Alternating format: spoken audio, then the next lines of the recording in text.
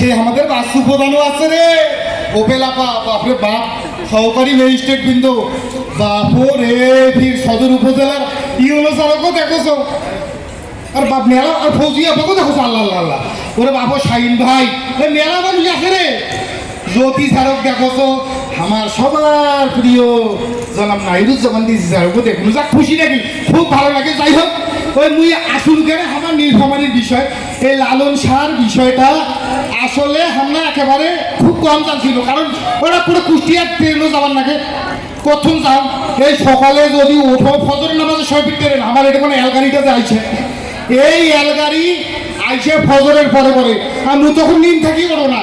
যাই হোক, একদিন কুষ্টিয়া গেছু, যে ওর গান কিন্তু শুনছু, খুব মজা লাগছে, কিন্তু দুর্ভাগ্যজনকবশত জেলা পর্যায়ে এটা হয় না।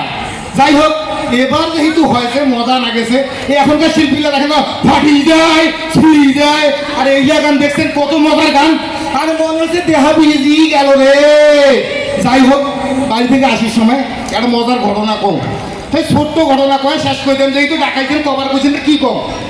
বাড়ি থেকে যখন বেড়াছুন আইসো, একটা শয়তান লোকের দেখা পাচ্ছ, শয়তান, আর তোমরা কেমন কেমন শয়তান, ভাই আমার পাড়ার একটা এত শয়তান মানুষ আছে, এর অত্যাচারে কোনো শিয়ান ছাওয়ার বিয়েও হয় না।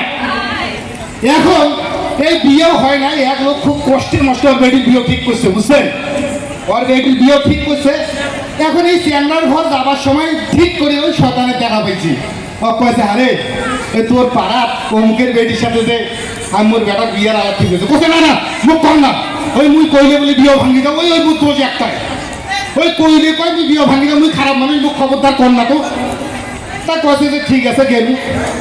যাই হোক, এখন বিয়ে ঠিকঠাক কিন্তু হয়ে গেল, এখন বসযাত্রী যাইবে, ঠিক এই সময় ওই ওই শয়তানের দেখা, এই শয়তানের কথা, আরে তোমার পাড়াতে বিয়ে তুই যাবো না, তোর কাছে যাও কেন করি ভাইয়া, মুই বলে শয়তান, মুই বলে বিয়ে ভাঙি দাও, আইসে তোমার বিয়ে হয়েছে, সেদিন যে আসিলেন এই বিয়ের কাগজ তোপর কিনলেন, মুই কি তোমার কোনো শয়তানি বুদ্ধি, আল্লাহ কসম করি কন্ত শয়তানি বুদ্ধি দিছু, কারণ কাছে না তুই তো কোনো শয়তানি বুদ্ধি দেয় নেই, আজকে তোমরা বরযাত্রী হয়ে বিয়েও আনিতে আছেন, তোমার বিয়েও রেস্টের ইউজে আজ উঠে আনিতে আছেন, তোমার কন্ত আল্লাহর হস্তে কোনো শয়তানি বুদ্ধি দিছু, তা কথা না তো, তা কথা কন্ত খাওয়াটাতে ভিতরের মধ্যে এটা কোথাও তো তোমার মুই কম নাই।